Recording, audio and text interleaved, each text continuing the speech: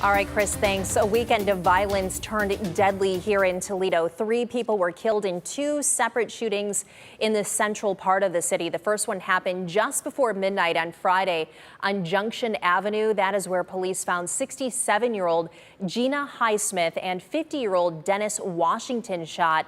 They were taken to the hospital where they later died. Police say 47-year-old Danielle Forrest and 34-year-old Shakia Johnson were also shot, but they are expected to recover.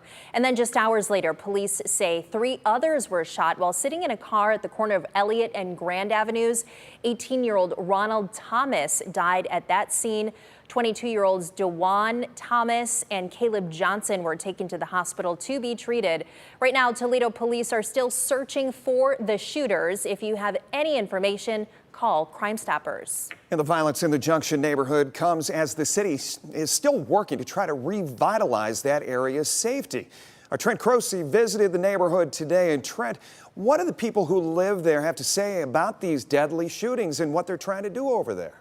Jeff, for both the residents and members of the Junction Coalition, they say they want more police officers in the streets, and they also want more neighbors to speak up. And following the crime this past weekend, they say communication is necessary. I don't think that there's one citizen in Toledo, one community member in Junction that wakes up in the morning and say, I want to be the victim of a crime. Alicia Smith and the Junction Coalition's priority is rebuilding one of Toledo's oldest neighborhoods, even as violence took the lives of 2 people over the weekend.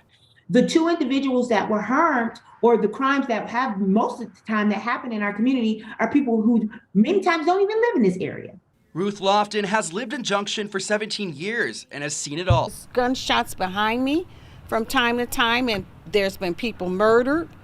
A block over on the corner sitting in their car, and murders over there, murders behind me. While she says she keeps to herself, she also says security can be stepped up. I feel like we should have more police presence, just rolling through the neighborhood, especially after hours, President of the Junction Coalition, Robert Rivers, says police need to go the extra mile than just driving by. Things go, maybe get out and walk for a block or 2, and stop and talk to some of the residents that you see on the street, and you have the policemen introduce themselves, and if they normally work this part of town, so we can get to know them.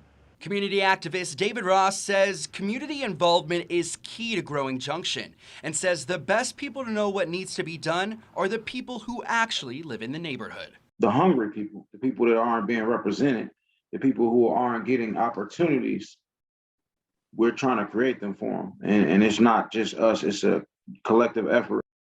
Just yesterday, Director Alicia Smith said the neighborhood acknowledged Junction Park being open for use and celebrated its collective work, one step in hoping to provide a better environment. Smith says they are also working with other partners to continue the development of the economy and safety. Reporting live in studio, Trent Croce, WTOL 11.